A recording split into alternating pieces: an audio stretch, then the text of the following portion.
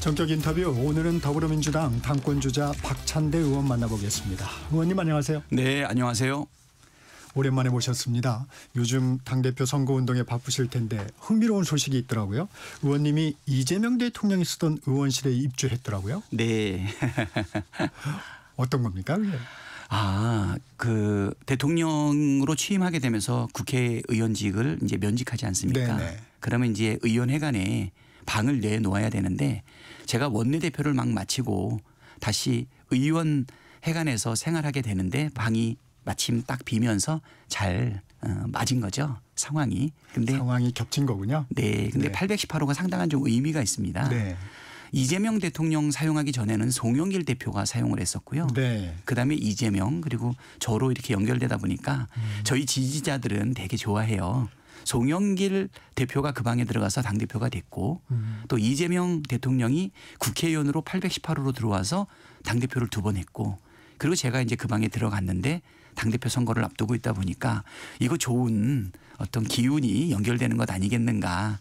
그리고 또 셋이 지역구를 인천에 두고 있다 보니까 네. 그것도 좀 공교롭기도 하고 그래서 저는 818호가 이재명 대통령과 송영길 대표가 써서 의미도 있지만 사실 요번에 12월 14일 날 탄핵 소추안을 가결시킬 때 그때 한강 작가의 말을 인용하면서 광주 정신, 호남 정신을 이야기하지 않았습니까? 네. 818 8월 18일이 김대중 대통령 서거일입니다. 예. 그러니까 여러 가지 의미도 그리고 사람도 있어서 뭐 아무래도 정치하는 사람들이 높은 불확실성에 있다 보니까 작은 것에도 의미를 많이 두는 부분이 있거든요. 사람들이 좋아하고 저도 흐뭇합니다. 최근에 호남 일주일 살기를 하셨어요. 어떤 활동을 하셨습니까? 사실 이번 대선 기간 동안에 우리 민주당의 가장 뿌리가 되고 중심이라고 하는 호남을 저는 가보지를 못했어요. 상임총괄선대위원장을 하다 보니까 우리 대통령 후보가 가지 못하는 지역 또 기다리고 있지만 못 가서 아쉬운 지역 거기를 제가 채워줘야 되겠다 생각을 해서 호남은 우리 민주당의 뿌리라고 이야기하면서 선당후사의 자세로 5.18 때 그 기념식 때 한번 참석해보고 그 위엔 한 번도 가지 못했기 때문에 이번에 당권 경쟁하는 가운데 그래서 일주일 동안 전남, 전북 그리고 광주 또 내일 또 내려가거든요. 그래서 호남의 목소리는 무엇인지 그다음에 오랫동안 풀리지 않는 지역의 수건 사업들은 무엇인지 그리고 네 번째 민주정부를 만들어주는데 호남의 역할이 참으로 컸다라고 하는 감사의 말씀 그리고 쭉 다니면서 또 마을회관에서 또 정도 나누고 나주의 홍고추 마을 그다음에 무안의 용호동 마을 그 마을회관에서 이장님들 하고 말씀 나누고 통장님하고 막걸리 한잔하고 하면서 참 좋았던 것 같습니다. 주민들은 민주당 당대표 후보한테 이런 것 좀 똑바로 해. 뭐 이것 좀 해. 뭐 어떤 얘기들 하시던가요? 어떻게 보면 그렇게까지 강하게 얘기하진 않았고 일단은 굉장히 반기셨고요. 네. 마을회관에서 같이 잔다는 거에 대해서. 그런데 한 가지 부분은 그런 게 있더라고요. 매번 믿고 민주당을 밀어줬지만 그거에 대한 분명한 응답을 했느냐. 일단 성공한 민주정부도 요구하지만 지역의 수건 사업이라든가 이런 부분에 대한 분명한 응답들이 있었냐. 보통 특별한 헌신과 공헌에는 그거에 따르는 반드시 응답과 보상이 있어야 될 텐데 그동안 미약했던 것 같다. 그래서 저는 그렇게 답변했습니다. 나무를 심었는데 거름도 주고 잘 키웠는데 열매를 맺지 못해서 이제 주인이 불만스러운 거죠. 그럴 때 이제 저희들은 청직이고 머슴이니까 한 번만 더 기회를 주시면 두루 걸음도 잘 주고 가지치기도 잘해서 반드시 과실로 돌려드리겠다. 이 어려운 내란을 극복하고 만들어준 이재명 정부 아니냐. 국민 주권 정부 분명한 헌신에는 보답하겠다. 이런 식으로 믿음을 주고 조금만 더 기다려달라. 이렇게 이야기하고 있습니다. 어제 당대표 후보 등록을 한 뒤에 기자회견을 하셨는데 칼과 붓을 함께 쥐겠다. 지금은 실험이 아니라 검증된 리더십이 필요한 때다. 이렇게 말씀하셨습니다. 어떤 의미입니까? 네. 제가 야당의 원내대표로서 사실 5월 3일부터 6월 13일까지 특히 12.3 비상계엄 불법계엄이 터질 때까지는 시급한 민생법안 그리고 그걸 또 관철시키기 위해서 엄청나게 싸웠어요. 네. 거기다 개혁법안들. 또 검사 탄핵안들, 그렇죠. 국무위원 탄핵안들도 있었고 특히 대통령을 둘러싸고 있는 각종 비리 의혹을 캐기 위한 특검 법안도 냈었는데 네. 정말 야차처럼 싸웠지. 그것 때문에 정권 교체의 계기도 만들어내기는 했는데요. 이제는 우리가 정부 여당이다. 집권당 아니냐. 그러니까 이제 칼만 가지고는 부족하다. 지금까지 만들어왔던 개혁 과제들 이런 것들 또 아직 완전히 종식되지 않은 내란에 대해서 분명한 뿌리를 뽑아야 되지만 집권 여당은 그거 가지고는 부족하다. 그래서 민생에도 유능하고 경제도 잘해야 되지 않겠냐. 그렇다면 실용적이고 또 유능한 이재명 대통령과 함께 당과 정부와 대통령실이 원팀이 되어야 되는데 결국은 칼 가지고 싸움만 하는 것이 아니라 국민의 민생을 챙기고 미래를 그려가는 부시같이 필요하다. 그거를 하기 위해서는 원팀이 되어야 된다.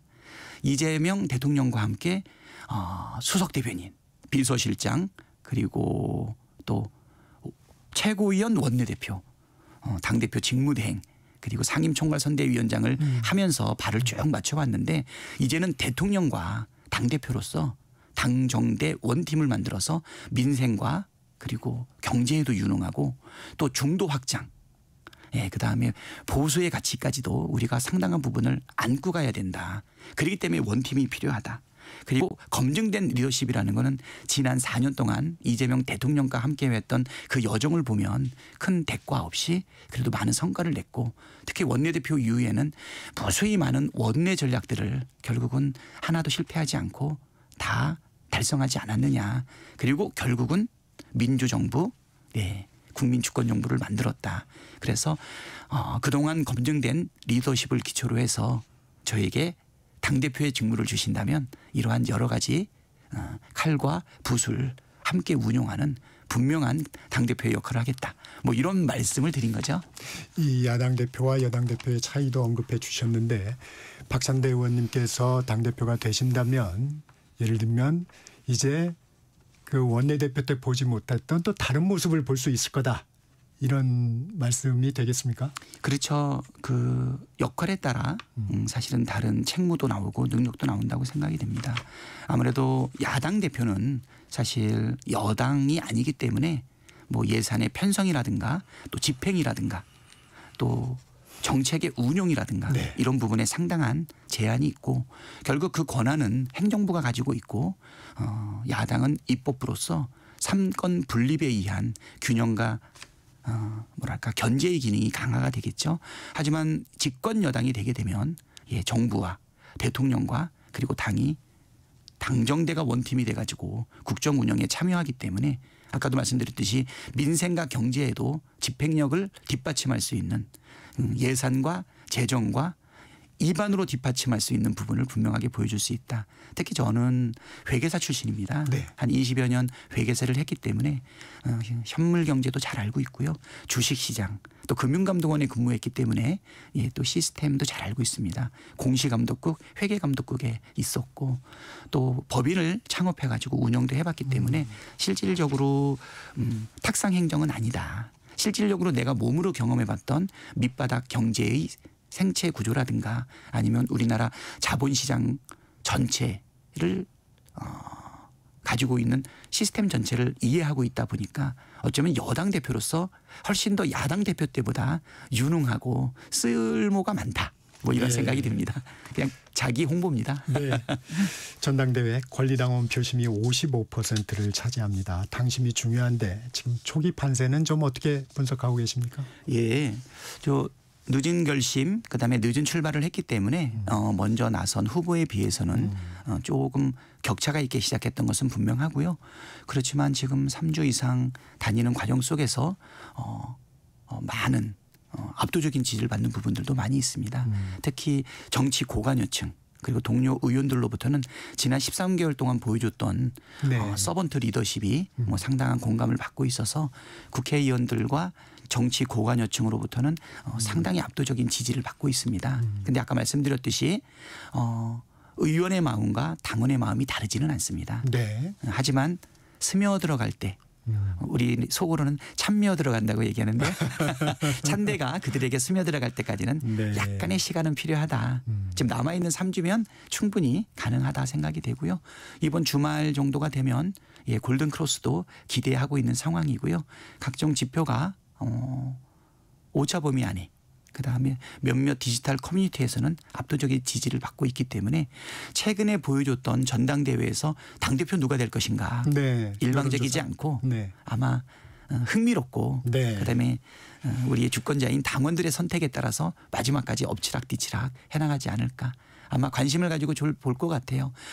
전에는 정치 지도자라든가 후보 몇 사람이 조율해서 누가 나올 거냐, 순서는 어떻게 될 거냐 이런 것이 아름다운 미덕처럼 보이기도 했는데 지금 이제 우리 민주당은 당원 주권 정당입니다.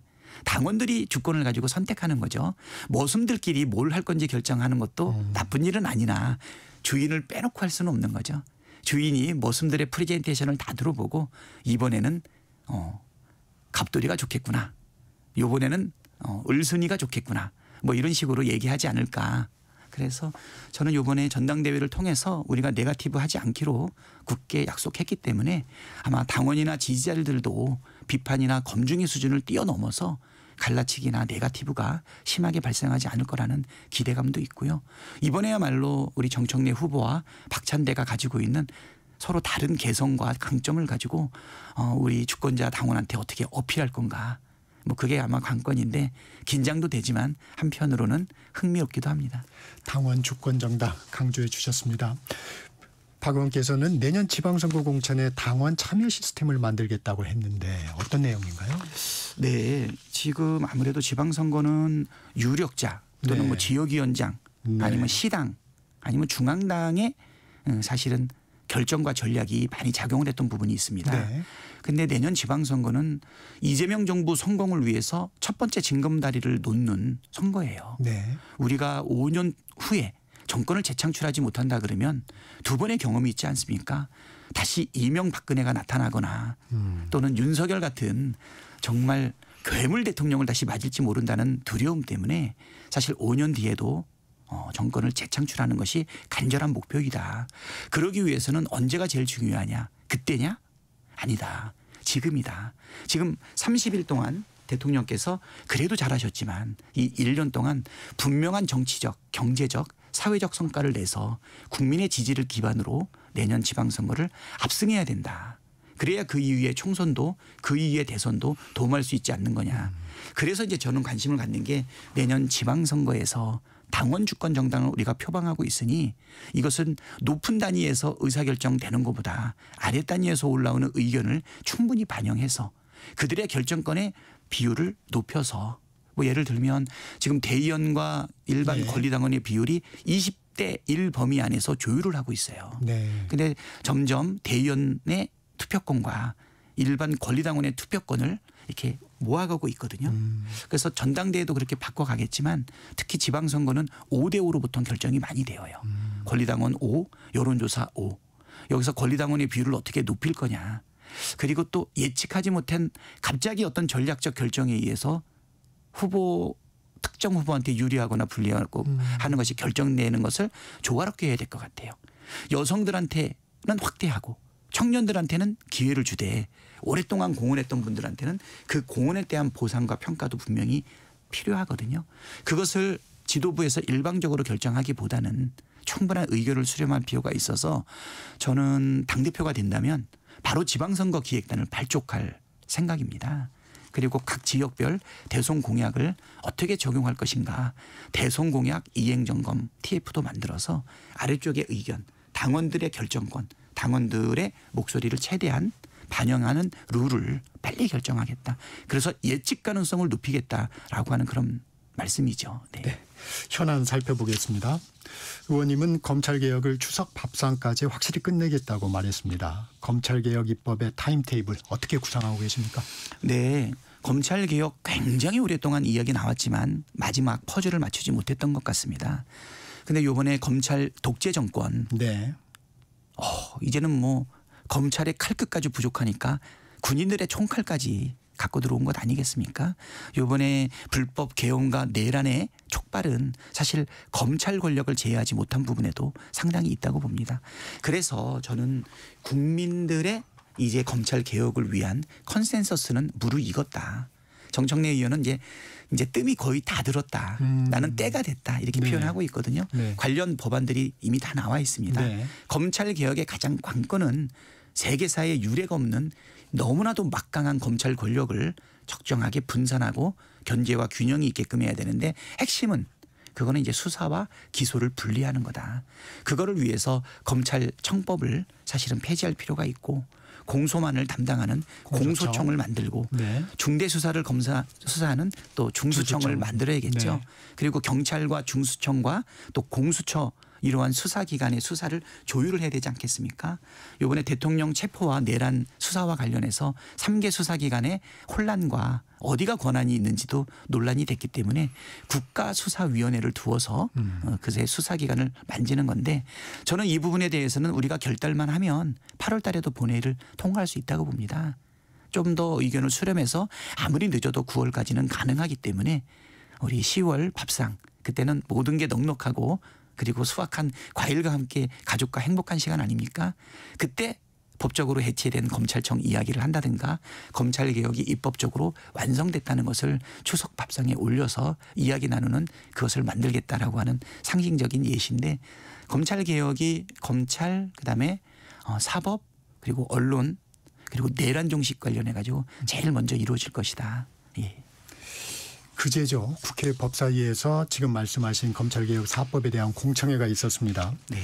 얘기를 들어보니까 국민의힘 의원들은 정치 검찰이 사라지면 그 자리에 정치 경찰이 등장할 수 있다는 우려를 얘기하더라고요. 이 부분에 대해서는 어떤 말씀 주시겠습니까? 그래서 검찰에 대한 견제책도 사실 동시에 도모돼야 되겠죠. 사실 검찰 제도가 들어오게 된 이유는 자유당 시절에 검찰의 무소불위한 그 거대한 권력과 정보, 집행 모든 것을 다 갖고 있다 보니까 사실 경찰에 의해서 인권이 침해되는 부분이 있어서 네. 인권을 보호하기 위해서 검찰 제도를 둔 것으로 알고 있는데 그 제도가 수십 년이 오게 되면서 권한이 너무 집중돼 가지고 다시 인권이 유림되고 그 뭐 유검무죄, 무검유죄 네, 이야기도 나오고 네. 검찰이 힘을 쓰면 어떤 죄를 갖고 있어도 특히 검찰의 죄에 대해서는 누구도 기소하지 않고 제가 많은 검사들을 탄핵했음에도 불구하고 사법부가 아직 한 번도 검사 탄핵을 인용해 주질 않았어요. 네. 죄는 지었으나 파면에 이를 정도로 죄가 중하지 않다 이런 얘기예요. 술은 마셨지만 음주운전이 아니다. 뭐 이런 거겠죠. 뭐 물론 기준치 이하일 수는 있겠지만 만취로 사실은 뭐 엄청난 교통사고를 일으켰음에도 불구하고 파면에 이르지 못한다라고 생각하는 그 판단을 국민들이 받아들이지 어렵다 이렇게 생각이 됩니다. 그런데 그러면 경찰이 그 역할을 대신하는 것에 대해서는 어떡하냐. 아까 말했듯이 제도적 보완이 같이 이루어져야 된다. 아까도 말씀드렸듯이 수사기관 간에 서로 조화가 있지 않겠습니까? 네. 그래서 국가수사위원회도 있고 아까 말했던 중수청 같은 경우는 중대범죄만 취급하고 있으니까 그야말로 코리아 뭐죠?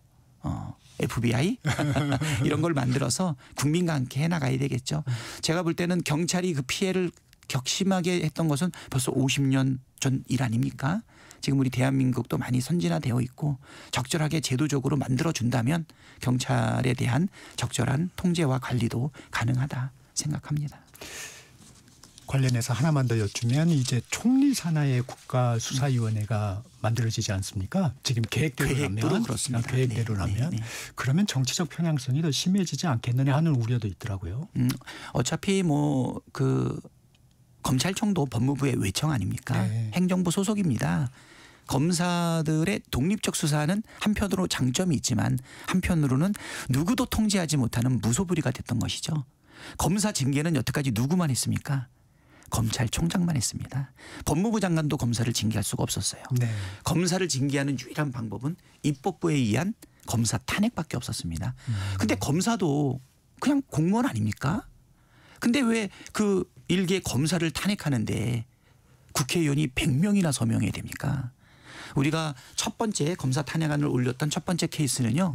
70명까지 동의를 받아놓고 1년을 기다렸어요. 김용민 의원께서 제가 가세해가지고 106명으로 처음으로 통과시켰던 안동환 검사. 죄가 명백하게 불법이라는 것이 드러났고 보복 기소가 드러난데도 불구하고 탄핵은 하지 못했거든요. 시간이 좀 아쉽지만 이 얘기 여쭙겠습니다. 내란 특별법을 발의하셨어요. 내란범 배출 정당에 대한 국고 보조금을 차단하는 내용도 주요 내용인데 이 법안을 내니까 송원석 국민의힘 비대위원장은 독재 방지 특별법안을 추진하겠다고 맞불을 놨습니다. 불법 대북 송금 등 대북제재 위반범 배출 정당의 국고 보조금을 차단하겠다. 어떻게 보시고 계십니까? 예, 우린 내란 특별법을 냈는데 왜 이렇게 발끈하는지 모르겠어요. 내란 정당입니까? 아니 내란 잔당입니까? 국민의힘 정말 정신 차려야 됩니다. 아무리 윤석열 정권 하에 집권 여당인 적에는 있었지만 민주주의의 기초를 해치고 있는 불법 계엄에 대해서 단호한 대처한 적이 있습니까? 계엄을 해제하지 않은데 거부하고 그리고 불법 계엄을 일으켰던 내란을 일으켰던 대통령을 탄핵 표결하는데 아예 들어오지도 않았습니다. 그러니까 거기 108명이나 되지만 저번에 2차 할 때 국민들이 한 200여 명이 하니까. 그래서 저는 지금 뭐 독재방지 특별법 이렇게 해가지고는 국힘당은 보수정당으로서의 미래가 없습니다. 정말 동료 의원으로서 말씀드리지만 이 불법 독재 아니 내란 여기서 벗어나지 않는다면 미래가 없다. 빨리 강을 넘으시고 국민을 위해서 복무하는 정말 정당이 되시기를 다시 한번 권고드립니다. 네, 여기까지 듣겠습니다. 지금까지 더불어민주당 당권주자 박찬대 의원과 말씀 나눴습니다. 고맙습니다. 네, 감사합니다. 전격시사 1부 여기서 마칩니다.